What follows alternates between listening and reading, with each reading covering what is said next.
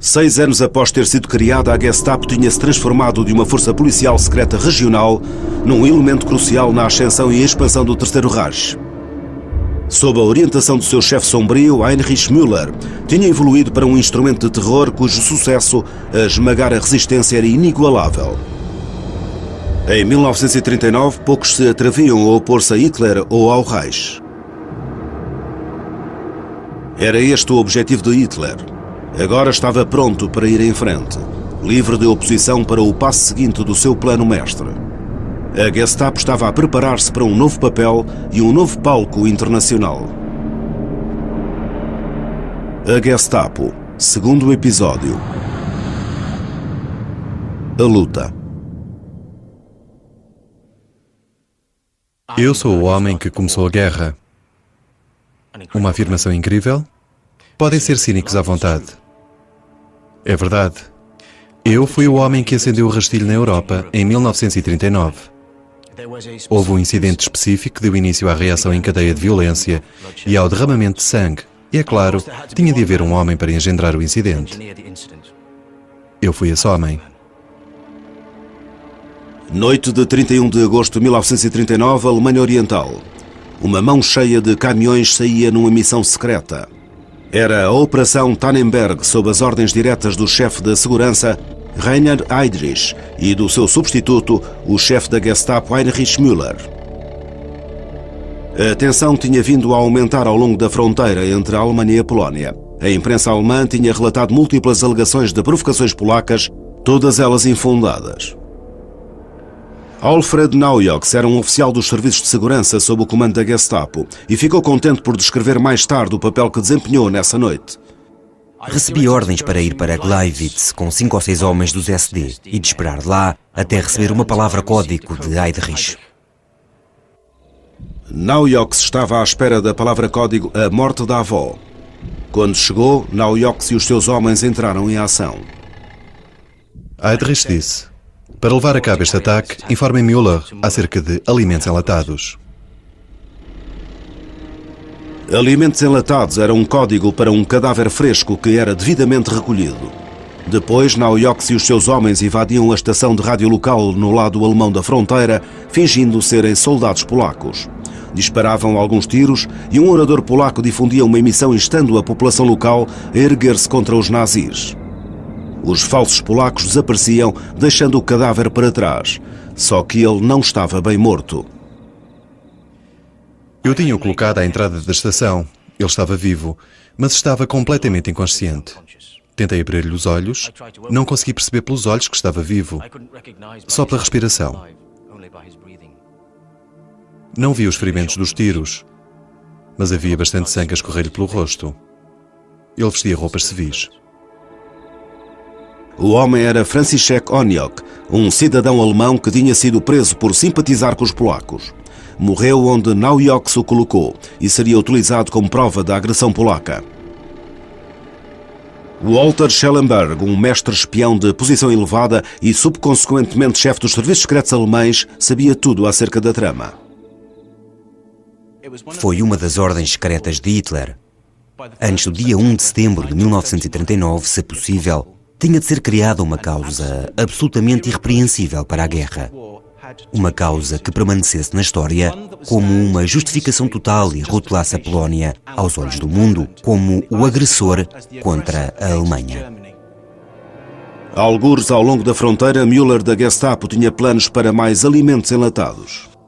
Müller discutiu na minha presença acerca de outro incidente na fronteira, no qual se deveria simular um ataque dos polacos aos soldados alemães. Müller declarou que tinha 12 ou 13 criminosos condenados que deveriam ser vestidos com uniformes polacos e deixados sem vida no solo no local do incidente, para mostrar que tinham sido mortos durante o ataque. Para tal, deveriam levar injeções fatais administradas por um médico às ordens de Heydrich. Depois também deveriam apresentar ferimentos de tiros. Depois do ataque, membros da imprensa e outras pessoas seriam levadas ao local do incidente. Um relatório policial deveria ser posteriormente preparado. Os planos da Gestapo tinham resultado. No espaço de algumas horas, Hitler denunciava um total de 21 supostas incursões nas fronteiras por parte dos polacos. Am Tage der Danziger Freiheitskundgebung hatte der Führer die Männer des Deutschen Reichstags einberufen. Vor aller Welt verkündete er: Polen hat heute Nacht zum ersten Mal auf unserem eigenen Territorium auch mit der regulären Soldaten geschossen. Seit 5:45 Uhr wird jetzt zurückgeschossen. As notícias fizeram eco do grito de batalha de Hitler. 1. September, Überfälle auf Reichsgebiet. Stadt Beuthen wird von polnischer Artillerie beschossen. 2 Bewohner getötet, 35 verwundet. Das ist der Krieg! Era de facto o início da guerra e não apenas com a Polónia. Horas antes, a Grã-Bretanha tinha reafirmado a sua solidariedade com a Polónia. Também ela seria arrastada para o conflito. Era exatamente isto que Hitler pretendia. Ele estava militarmente bem preparado e a Gestapo há meses que se vinha a treinar para este momento. Para Hitler não se tratava de levar apenas o seu exército para a guerra. Ele estava a levar a sua força policial. Comboios especiais transportaram a polícia para a fronteira oriental. Um total de 131 mil efetivos. Eles estavam organizados e eram esfiados pela Gestapo, já que este deveria ser o seu mais recente papel: reprimir a oposição nos territórios ocupados. No esquema de Hitler, tanques e soldados eram apenas o começo. O seu trabalho deveria começar de imediato. A polícia esperou com o exército na fronteira. Entre eles estava Heinrich Babb. Todos os dias, por volta das 4 da tarde, deixávamos a nossa unidade da Gestapo para estarmos na fronteira a tempo para o início da guerra. As máquinas de guerra já se encontravam em marcha. Do lado do exército polaco não se via absolutamente nada. Enquanto as forças alemãs se precipitavam através da fronteira, esquadrões especiais da polícia e das SS eram organizados pela Gestapo para completarem a primeira tarefa: liquidarem por completo a liderança polaca. Dali partiram para as ruas e os polícias locais foram atraídos para os ajudar. Verificações rotineiras de identificações tornaram-se um instrumento de repressão política. Quem quer que não se encaixe no perfil aprovado pela Gestapo era preso no local. Os que protestavam politicamente, os chamados parasitas, a elite intelectual e, acima de tudo, os judeus, eram detidos. Na imprensa alemã, o papel da polícia era minimizado. No estrangeiro, a verdade era mais rígida. A diferença-chave entre o comportamento da Gestapo no estrangeiro e o seu comportamento na Alemanha é que era mais implacável, porque visava a resistência de outro país e inimigos ideológicos estrangeiros, acima de tudo judeus, mas também polacos e eslavos. A imagem de marca da Gestapo era inconfundível. A sua estratégia era encorajar os polacos a ceder a uma inclinação há muito contida de antissemitismo, denunciando e atacando os seus próprios compatriotas, com efeito, fazendo o trabalho da própria Gestapo.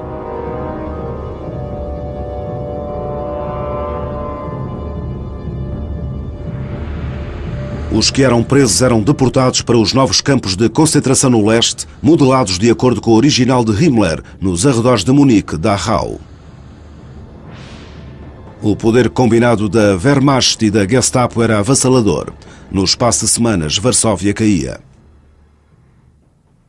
Fiquei chocado com o que restava da cidade que conhecera. Casas em ruínas e reduzidas a cinzas. Pessoas esfomeadas e desoladas. Um manto de pó e fumo pairava sobre a cidade e por todo o lado podia sentir-se o odor adocicado de carne queimada.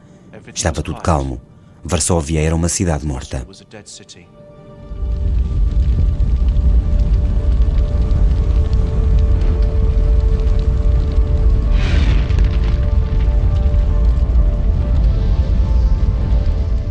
A Gestapo tinha provado a sua eficácia. A partir de agora iria ser a chave de controle alemão dos seus territórios ocupados, o leito de rocha da sua expansão. Mas a Gestapo, não obstante todo o seu sucesso, era ainda bastante pequena e os seus serviços de informações, embora extensos, eram grandemente de segunda categoria. Quando a Gestapo falhava, falhava espetacularmente, como um ataque à bomba solitário contra Hitler iria provar.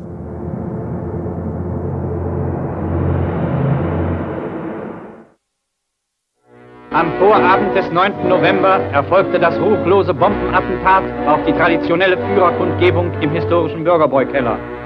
Der Führer hatte die Versammlungsstätte kurze Zeit vor der Katastrophe verlassen. Wäre die Kundgebung wie üblich verlaufen, so hätte der Mordplan sein Ziel erreicht. A explosão foi ato de assassino solitário. A Gestapo não tinha sabido do assunto ou contado com algo assim, nem detectado a bomba colocada no local. Foi falhanço espetacular.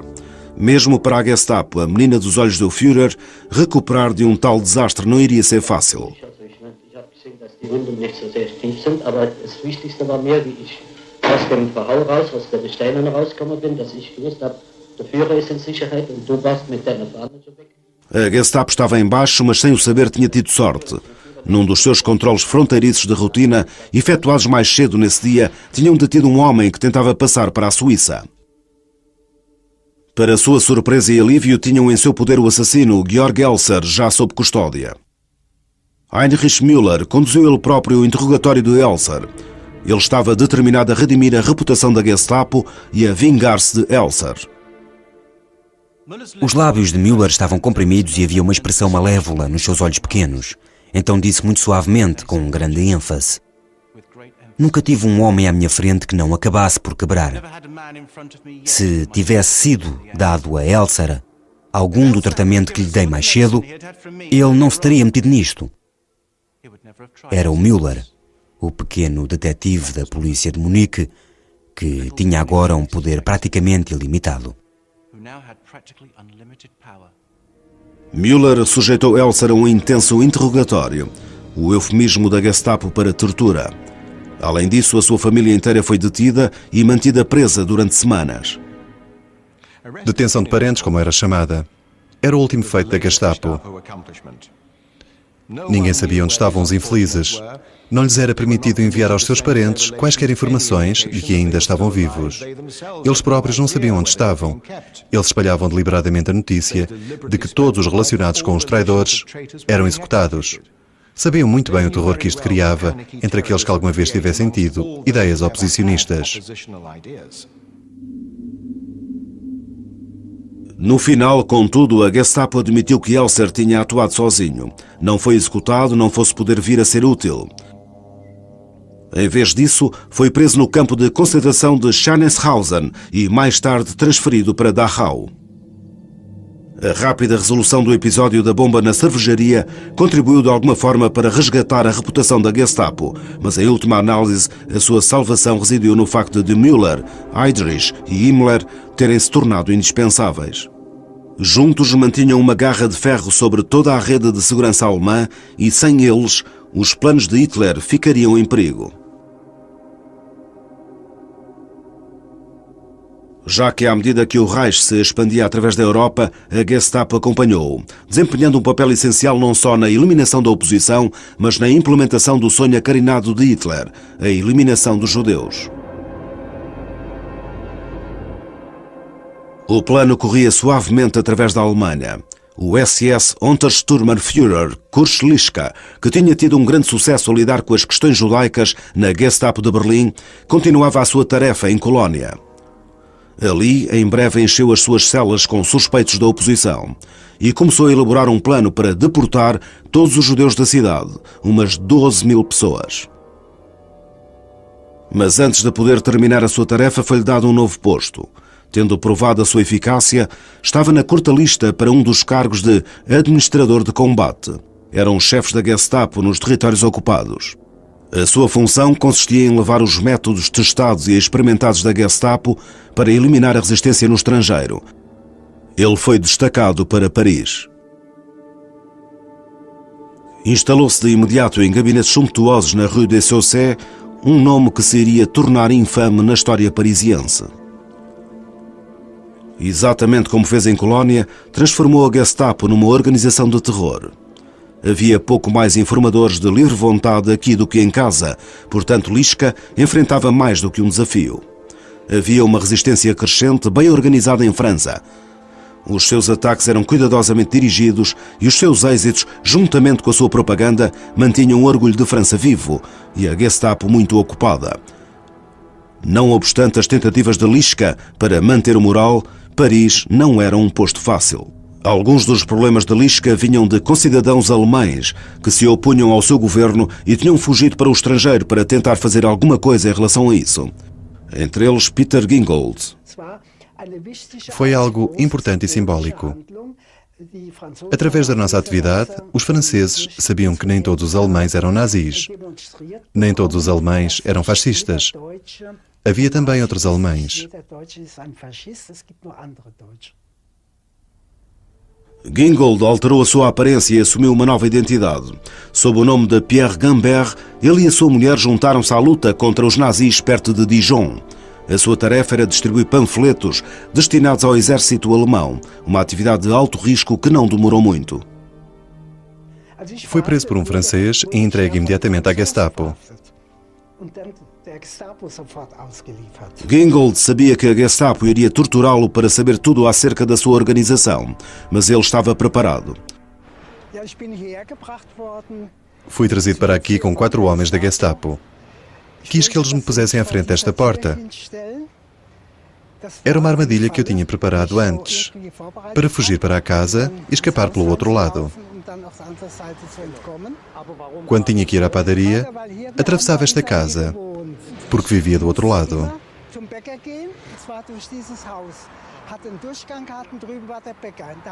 Foi assim que conheci esta casa, que tornou possível a minha fuga.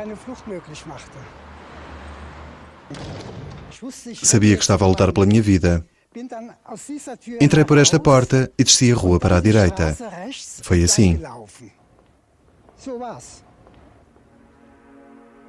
Gingold voltou para a resistência e tornou a alterar a sua aparência. Desta vez com um bigode e uns óculos. A Gestapo nunca o apanhou. Outros, tal como o agente duplo suíço Jacob Leonard, não tiveram a mesma sorte. Fui acordado em pânico com a dor de uma facada. Quando abri os olhos e tentei sentar-me, alguém me bateu com força na cabeça. Estava um SS em pé, ao lado da minha cama, e outro atrás de mim com uma metralhadora. "Levanta-te, seu porco!" gritou ele e bateu-me outra vez no peito com o cacetete. Arrancaram-me da cama e ordenaram-me que me vestisse, sempre a bater-me. Tiraram-me o passaporte e outros pertences e revistaram-me para ver se tinha armas. Por um momento, o homem da metralhadora olhou-me como se me fosse alvejar ali mesmo, mas os outros impediram-no. "Não faças isso, temos de levar este." Eu estava a sangrar da boca e do nariz. A minha cara estava cheia de sangue e eu estava a começar a engoli-lo. Mal me podia mexer. Arrastaram-me para o carro e eles atravessaram a cidade a grande velocidade. Pararam em frente a uma casa que tinha uma tabuleta por cima da porta que dizia "Polícia Secreta do Estado. Gestapo." Leonard foi colocado em custódia protetora, o eufemismo da Gestapo para prisão política. Ele protestou a sua inocência ao agente que o interrogava. Ele disse: "R. Leonard, sabe que temos métodos que o farão dar-nos uma confissão." Mas eu insisti: "Não tenho nada a confessar." Eles vendaram-me e em seguida bateram-me na parte de trás da cabeça, fazendo com que a minha cara batesse na parede. Os meus óculos partiram-se e senti uma dor perfurante nos olhos. Eu recuei, mas eles não me deixaram até eu desmaiar, incapaz de me mover, com os sobrolhos rasgados, a face cortada e o nariz partido. Helene Moshkevich era uma jovem combatente da resistência, infiltrada na Gestapo de Bruxelas. A palavra adega tinha conotações tenebrosas na Gestapo. Era uma câmara de tortura do tipo da Inquisição. Ouvi gritos tão lancinantes que perdi a cabeça e corri impulsivamente na direção da sua origem. A porta estava aberta e lá dentro estavam 2 carrascos despidos da cintura para cima a chicotear um homem amarrado àquilo que parecia uma tábua de carniceiro. O seu corpo inchado fora espancado e tinha uma quantidade de cortes e feridas a sangrar. Quando os brutamontes me viram, pararam incrédulos. Um deles perguntou o que é que eu estava a fazer ali. Eu disse que os gritos do homem se ouviam lá em cima e perguntei estupidamente porque é que eles o estavam a espancar até à morte se ele não falava. Em Paris, Kurt Lischka tinha recebido uma nova missão. Ele deveria começar as deportações de todos os judeus de França. Foi aí que ele sentiu que podia provar o seu valor. Quando Paris foi finalmente libertado em 1944, a Gestapo não teve tempo para destruir os seus registros. As montanhas de documentos deixadas para trás são o testemunho do trabalho de Lischka.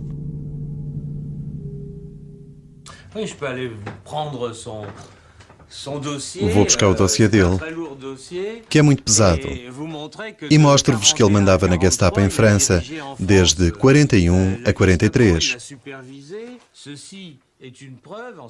É a prova de que os judeus que estavam sob a autoridade alemã eram enviados para serem exterminados sem demora.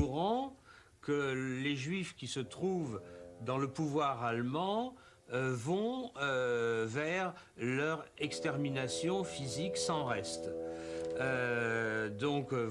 Aqui estão as iniciais de Lischka e a sua assinatura. Ele leu este documento e está tudo dito quanto a Lischka e à questão dos judeus.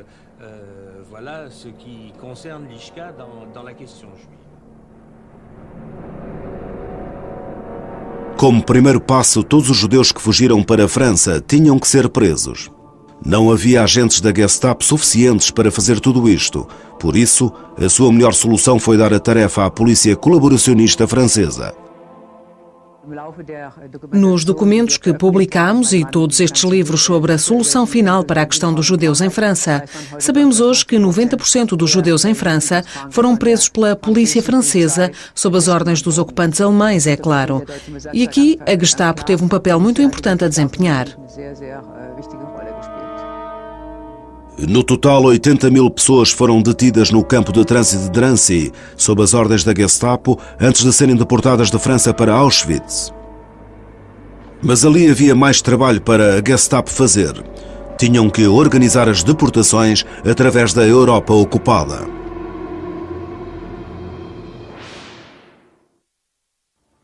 Em 1941, a guerra estava a correr bem a Hitler. A maioria do povo alemão, intoxicado pela glória da vitória, continuava a apoiar os nazis com entusiasmo. Metade da Europa estava sob controle alemão e muitos sonhavam que a paz viria em breve, com a Europa unida sob a suástica.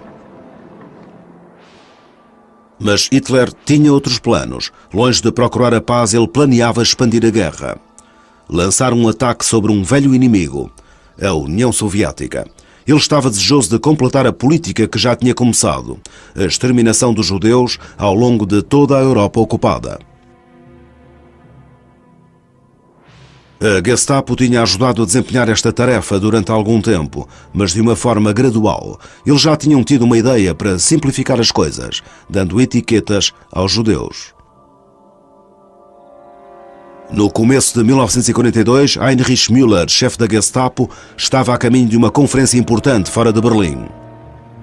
Rainer Heydrich, o braço direito de Hitler, tinha recebido instruções para iniciar todos os preparativos organizacionais, práticos e materiais para a solução total da questão dos judeus ao longo da área de influência alemã na Europa. Isso significava genocídio e a Gestapo e as forças policiais que ela controlava iriam pô-lo em prática. Adolf Eichmann era o especialista em judeus no gabinete de segurança do Reich. Eichmann era um nazi austríaco que tinha subido dentro da SD em Berlim para se tornar numa das figuras principais da Gestapo durante a guerra. Ele foi muitas vezes descrito como um homem burocrata típico, sem rosto. Não se comprometia com nada para além do cumprimento das suas funções. Penso que é importante reconhecer que Eichmann não era mais do que um autómato. Eichmann era também um crente ideológico que fazia as coisas não só porque lhe tinham mandado fazê-las, mas porque era um fervoroso antissemita. Eichmann utilizou minutos da conferência como recorda mais tarde no seu julgamento. Reinhard Heydrich conseguiu, durante a conferência de Wannsee, fazer com que toda a gente utilizasse expressões tais como matar, exterminar e eliminar, e teve os seus depoimentos gravados nos minutos em que os fez. Depois Heydrich decidiu o que iria aparecer e o que não iria. Depois poliu um pouco e foi assim. O Führer tinha ordenado o extermínio dos judeus. Foi o que Heydrich disse. Depois, invulgarmente, ele fez uma pausa durante muito tempo para ver o efeito que as suas palavras teriam. Finalmente, os planos receberam aprovação tal como se fosse uma reunião administrativa habitual. Depois da conferência terminar, Heinrich Müller e a minha insignificante pessoa sentaram-se confortavelmente em frente à lareira. Não para falar, mas para descansar após as longas e exaustivas horas. A importância da conferência era o facto de que tinha sido feita para implementar os métodos da solução final por um grupo de burocratas de segunda linha.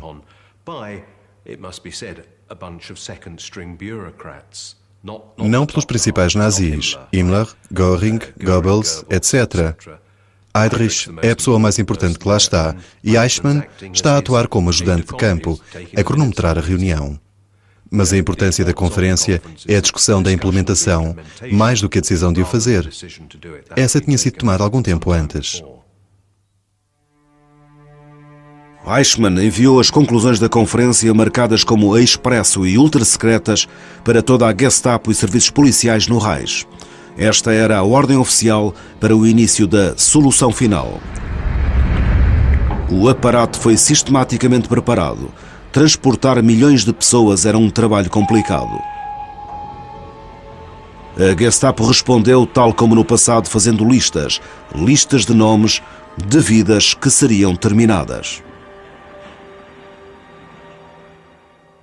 O papel da Gestapo era cercar os judeus em cada localidade e enviá-los. Eles escreviam aos judeus de cada comunidade na altura certa, dizendo-lhes para comparecerem na estação de onde seriam deportados. E é também a Gestapo que está no centro da organização das deportações. Portanto, é a Gestapo que contacta com o sistema ferroviário do Reich para coordenar os transportes de comboio para o leste. A Gestapo aproveitou toda a ajuda possível.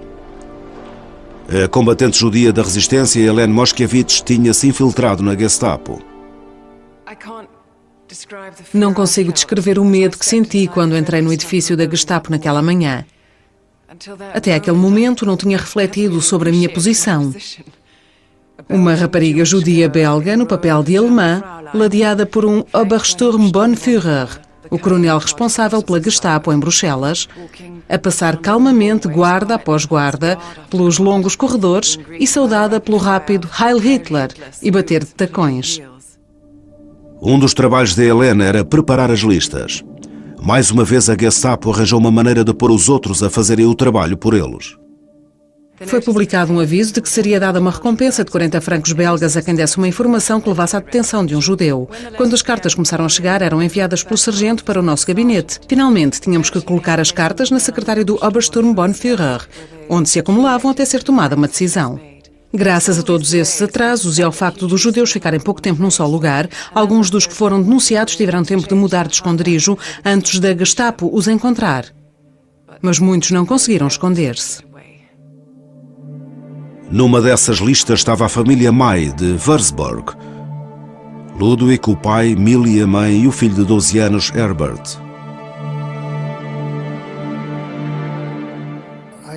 Um dia chegou uma carta a dizer-nos para estarmos a determinada hora na sala de concertos. Era-nos permitido levar uma mala e alguma comida. Os meus pais obedeceram. Não disseram, não vamos fazer isso. Não se fazia isso. Faziam o que lhes mandavam. Por isso todos os judeus de Würzburg foram para o local de manhã cedo, sem fazerem perguntas. A Gestapo era assim.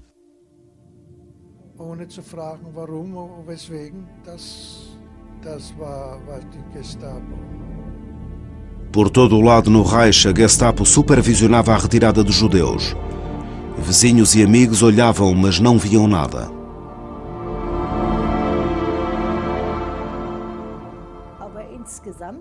As pessoas olhavam para o lado. Queriam poder dizer mais tarde que não tinham visto nada, mas viam, só que não queriam ver. Em muitos casos, esses vizinhos tinham denunciado os judeus. No entanto, pelo menos em Bruxelas, haveria uma recompensa. Após algum tempo, os informadores começaram a chegar para receber os seus 40 francos. Decidimos que cada informador devia marcar uma reunião para receber o dinheiro. Isso permitiu-nos copiar os nomes e moradas dos informadores para uma lista que enviámos para o quartel-general da Resistência e eram registados para futura referência ou retribuição, por vezes depois da guerra. Segundo as instruções, os 852 judeus de Würzburg reuniram-se no edifício dos concertos a 25 de abril de 1942. Esperaram instruções entre os sinais familiares de uma vida normal. Cartazes dos concertos das noites seguintes e um espetáculo esgotado de William Strauss, um cantor de canções sentimentais. Para os que se reuniram ali, era a última vez que veriam algo reconfortante ou normal. Poucos voltariam a ver as suas casas. 1942, a Gestapo por todo o Reich e nos seus territórios ocupados estava a organizar deportações. Em Würzburg, 852 judeus tinham sido convocados para o edifício de concertos local. Os agentes da Gestapo fizeram um álbum para o seu entretenimento. Estava cheio de legendas a gozar com as suas vítimas. Quanto mais longo o dia, mais finos os convidados. A mais bonita entre os escolhidos. Sarah tem de trabalhar para variar. Entre a multidão, a família May. Passámos ali 1 ou 2 noites. Numa manhã disseram, saiam. E nós marchámos através da cidade até à estação dos comboios. Os meus pais diziam-me continuamente que estava tudo bem. Não te preocupes, está tudo bem, nós estamos aqui. Eu não tinha medo porque eles cuidavam de mim. Estavam ali e tudo ia correr bem. Eu acreditava nisso e não pensava em nada mau. O planeamento era meticuloso como sempre. O edifício estava dividido em 2 secções, homens e mulheres, as famílias eram separadas para nunca mais se reunirem. Agentes da Gestapo supervisionavam o acontecimento, alguns deles à paisana. Oswald Gundelach, o assistente sénior para crimes da Gestapo de Würzburg, também tomou parte na deportação. Em 1922 ele tinha feito parte da Polícia da Baviera e em 1933 da Gestapo. Mais tarde afirmou que tinha sido transferido contra a sua vontade e as tarefas que tinha desempenhado eram deveres policiais perfeitamente normais e aceitáveis. Gundelach foi mandado acompanhar os 852 judeus à estação dos comboios. Um total de 6 vagas de deportações saíram desta estação. 2.063 judeus no total. A operação correu bem. A maioria dos passageiros pensava que ia ser reinstalada noutro local.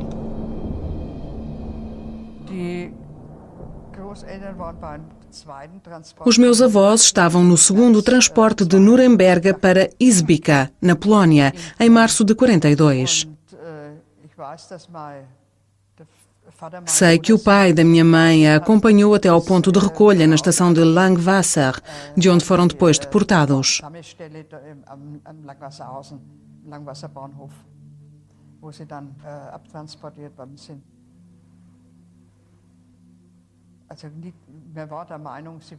Devo dizer que pensámos que eles iam ficar juntos num gueto algures e que poderiam voltar juntos mais tarde.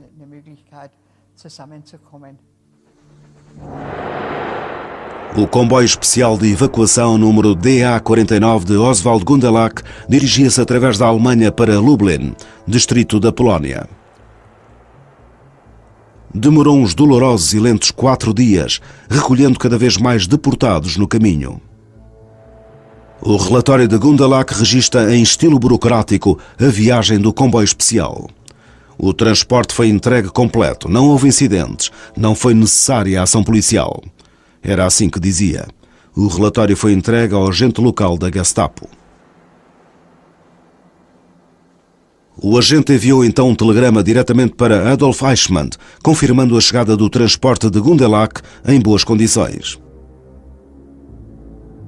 A tarefa de Gundelach terminou em Izbica. Ele era livre de regressar, mas não a sua mercadoria.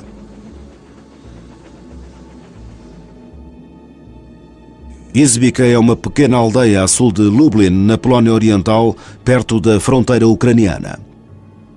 Estava no coração da Operação Reinhard, uma operação especial dirigida a partir da secretária de Heinrich Himmler. O alvo eram 2 milhões de judeus que seriam exterminados nessa zona da Polónia.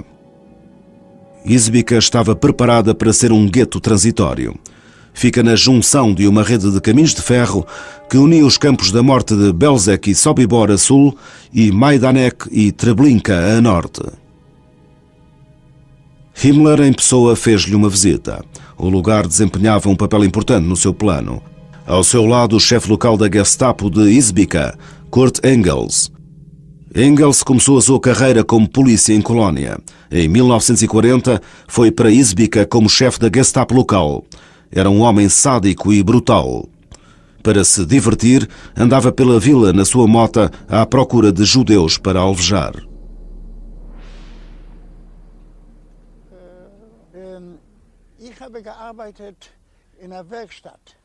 Eu trabalhava numa oficina. Quando Engels chegou a Izbica, tinha uma moto, uma BMW.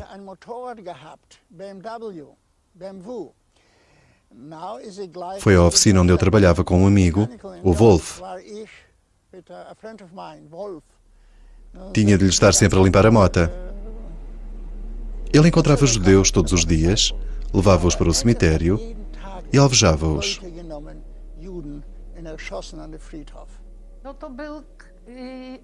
Diziam que Engels não conseguia tomar o pequeno almoço antes de alvejar um judeu.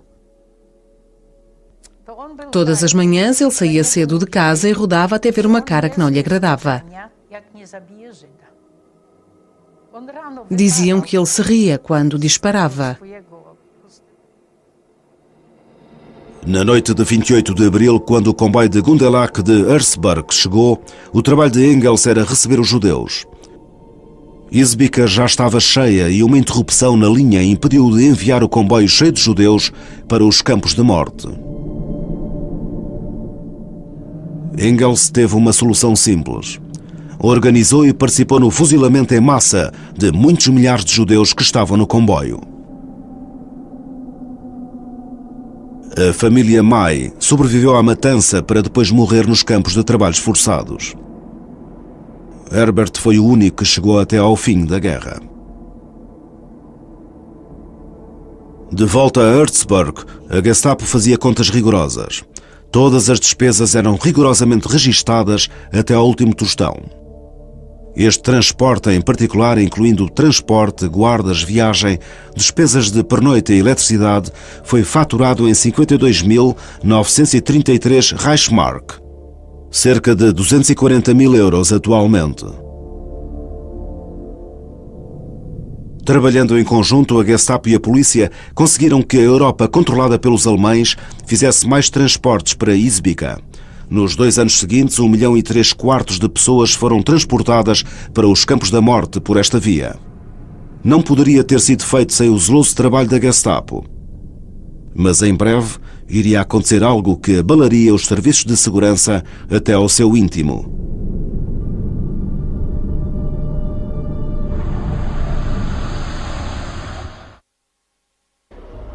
Maio de 1942.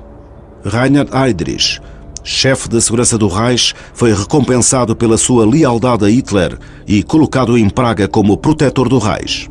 Por outras palavras, governante absoluto. A glória caiu bem à sua vaidade e ele arranjou uma solução para a teimosa resistência checa que encontrou no seu novo posto. E a solução estava na Gestapo. Fizeram centenas de prisões e à custa de Heydrich e execuções sumárias nas ruas, fazendo um espetáculo de matança pública. A Gestapo tornou-se demasiado confiante, mas o reverso da medalha teve o efeito contrário ao pretendido. Heydrich foi para o seu escritório no Castelo de Praga, ao volante do seu descapotável. A resistência checa atirou uma bomba para o carro aberto, mas Heydrich não morreu imediatamente. Uma pessoa que ia a passar chamou uma ambulância e Heydrich morreu no hospital.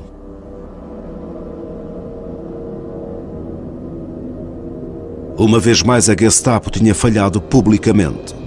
A morte de Heydrich enviou ondas de choque através de todo o Reich. Milhares de pessoas, na maioria cidadãos da população local, passam em fila pelo caixão no cortejo de honra do Castelo de Praga, onde está depositado Heydrich. A sua perda foi muito sentida na liderança nazi. Hitler estava furioso por ele se ter colocado numa posição sem proteção, em que podia ser assassinado. Mas eu diria que, entre a liderança nazi, também houve um grande sentimento de alívio, porque ele era temido mesmo pelos próprios líderes nazis. Todos pensavam que ele era tão cruel que ninguém estava a salvo. O chefe da Gestapo, Müller, teve uma vez mais de se encarregar pessoalmente do assunto. A falha de informação foi abordada sem demoras. A investigação foi conduzida com todos os recursos da ciência moderna de investigação policial. A diretiva oficial declarou que os assassinos eram membros do movimento da resistência checa. Muitos suspeitos foram presos e todos os esconderijos conhecidos foram batidos. Os relatórios liam-se como um guião de um filme emocionante. Na ausência de provas específicas, a Gestapo escolheu uma abordagem de saturação. 13.000 checos foram presos nos dias seguintes e 600 executados. Na povoação de Lidice, todos os homens foram mortos a tiro num massacre que durou 10 horas. As mulheres e as crianças foram deportadas para campos de morte. Dias mais tarde, outra povoação foi reduzida a escombros. Devido à crueldade da Gestapo, foi feita uma rusga a 120 membros da resistência checa numa pequena igreja de Praga, onde ficaram sitiados. Eu fui ver o Müller. Ele disse: amanhã vamos tomar a igreja, esperemos que os assassinos estejam com os que estão no interior. No dia seguinte, foi lançado um ataque em força contra a igreja. Dos combatentes da resistência checa, nenhum caiu nas mãos dos alemães com vida. Uma comporta de vingança tinha sido aberta. Enquanto Hitler enterrava Heydrich em Berlim, a violência alastrava para leste. A Gestapo e a polícia regular envolvida na Operação Reinhard afastavam-se da participação nos massacres. Entre eles estava Oswald Gundelach. Mais tarde insistia que se tratava de operações cuidadosamente coordenadas contra partisãs.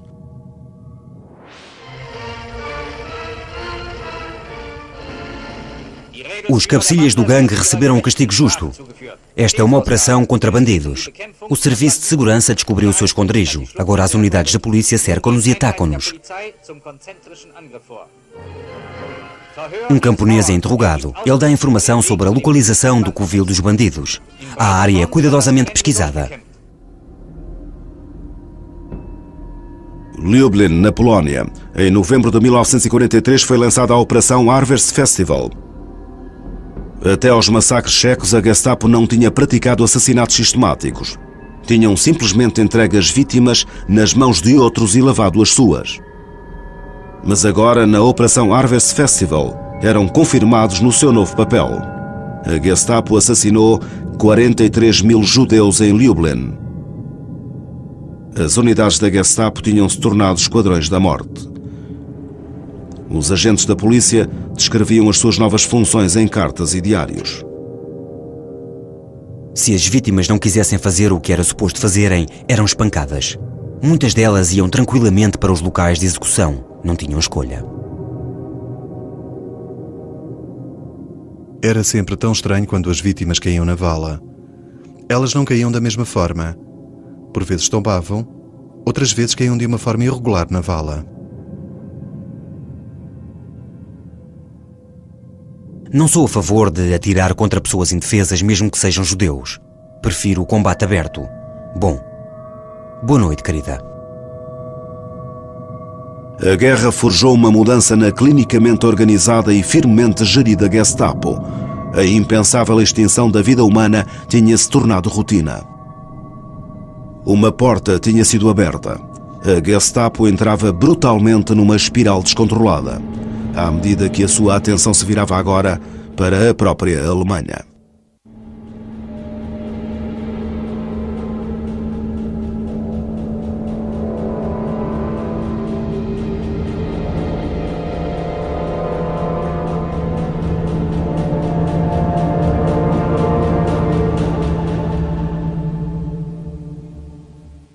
Noite de 31 de agosto de 1939, Alemanha Oriental.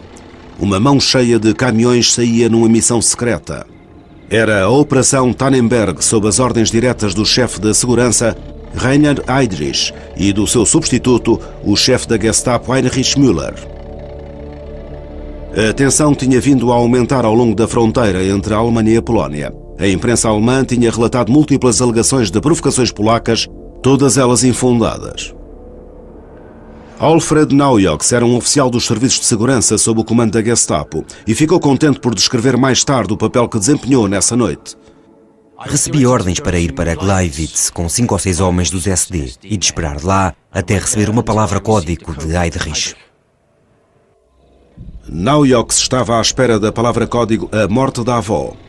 Quando chegou, Naujoks e os seus homens entraram em ação. Heydrich disse: para levar a cabo este ataque, informem Müller acerca de alimentos enlatados. Alimentos enlatados era um código para um cadáver fresco que era devidamente recolhido. Depois, Naujoks e os seus homens invadiam a estação de rádio local no lado alemão da fronteira, fingindo serem soldados polacos. Disparavam alguns tiros e um orador polaco. 6 anos após ter sido criada, a Gestapo tinha-se transformado de uma força policial secreta regional num elemento crucial na ascensão e expansão do Terceiro Reich. Sob a orientação do seu chefe sombrio, Heinrich Müller, tinha evoluído para um instrumento de terror cujo sucesso a esmagar a resistência era inigualável. Em 1939, poucos se atreviam a opor-se a Hitler ou ao Reich. Era este o objetivo de Hitler. Agora estava pronto para ir em frente, livre de oposição para o passo seguinte do seu plano mestre.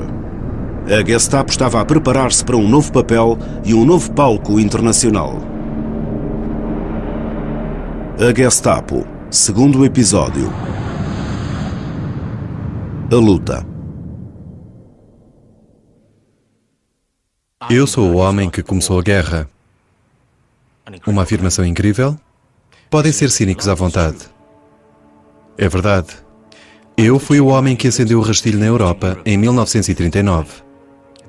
Houve um incidente específico que deu início à reação em cadeia de violência e ao derramamento de sangue. E, é claro, tinha de haver um homem para engendrar o incidente. Eu fui esse homem. Ao longo da fronteira, Müller da Gestapo tinha planos para mais alimentos enlatados.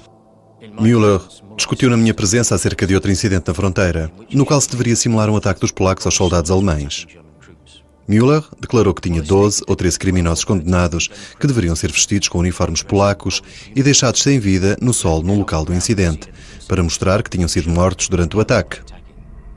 Para tal, deveriam levar injeções fatais administradas por um médico às ordens de Heydrich. Depois também deveriam apresentar ferimentos de tiros. Depois do ataque, membros da imprensa e outras pessoas seriam levadas ao local do incidente. Um relatório policial deveria ser posteriormente preparado. Os planos da Gestapo tinham resultado. No espaço de algumas horas, Hitler denunciava um total de 21 supostas incursões nas fronteiras por parte dos polacos. Am Tage der Danziger Freiheitskundgebung hatte der Führer die Männer des Deutschen Reichstags einberufen. Vor aller Welt verkündete er: Polen hat heute Nacht zum ersten Mal auf unserem eigenen Territorium auch mit bereits regulären Soldaten geschossen. Seit 5:45 Uhr wird jetzt zurückgeschossen. As notícias fizeram eco do grito de batalha de Hitler. 1. September, Überfälle auf Reichsgebiet. Stadt Beuthen wird von polnischer Artillerie beschossen. 2 Bewohner getötet, 35 verwundet. Das ist der Krieg! Era de facto o início da guerra e não apenas com a Polónia. Horas antes, a Grã-Bretanha tinha reafirmado a sua solidariedade com a Polónia. Também ela seria arrastada para o conflito. Era exatamente isto que Hitler pretendia. Ele estava militarmente bem preparado e a Gestapo há meses que se vinha a treinar para este momento. Para Hitler não se tratava de levar apenas o seu exército para a guerra. Ele estava a levar a sua força policial. Comboios especiais transportaram a polícia para a fronteira oriental. Um total de 131 mil efetivos. Eles estavam organizados e eram esfiados pela Gestapo, já que este deveria ser o seu mais recente papel: reprimir a oposição nos territórios ocupados. No esquema de Hitler, tanques e soldados eram apenas o começo. O seu trabalho deveria começar de imediato. A polícia esperou com o exército na fronteira. Entre eles estava Heinrich Bab. Todos os dias, por volta das 4 da tarde, deixávamos a nossa unidade da Gestapo para estarmos Que difundia uma emissão instando a população local a erguer-se contra os nazis. Os falsos polacos desapareciam, deixando o cadáver para trás. Só que ele não estava bem morto. Eu tinha-o colocado à entrada da estação. Ele estava vivo, mas estava completamente inconsciente. Tentei abrir-lhe os olhos. Não consegui perceber pelos olhos que estava vivo, só pela respiração. Não vi os ferimentos dos tiros, mas havia bastante sangue a escorrer-lhe pelo rosto. Ele vestia roupas civis. O homem era Franciszek Oniok, um cidadão alemão que tinha sido preso por simpatizar com os polacos. Morreu onde Naujok o colocou e seria utilizado como prova da agressão polaca.